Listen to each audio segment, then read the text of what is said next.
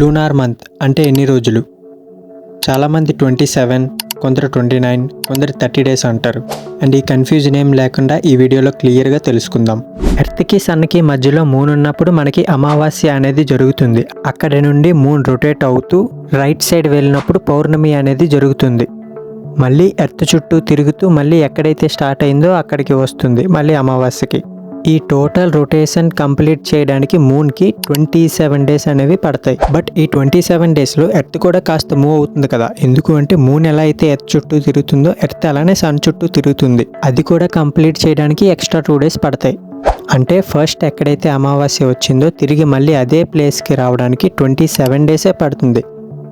కానీ ఆ 27 డేస్లో ఎర్త్ కూడా మూవ్ అవ్వడం వల్ల ఆ పాయింట్ ఆఫ్ వ్యూలో మనకి అమావాస్య అనేది జరగదు. సో మూన్ ఇంకాస్త ముందుకు రావాలి, అప్పుడు అమావాస్య అనేది జరుగుతుంది. సో అందుకు 29 డేస్ అవుతాయి. ఈ టాపిక్ మీద మన ఛానల్లో ఫుల్ వీడియో అనేది ఆల్రెడీ చేసాం. ఇంట్రెస్ట్ ఉన్న వాళ్ళు ఒకసారి విజిట్ చేయండి.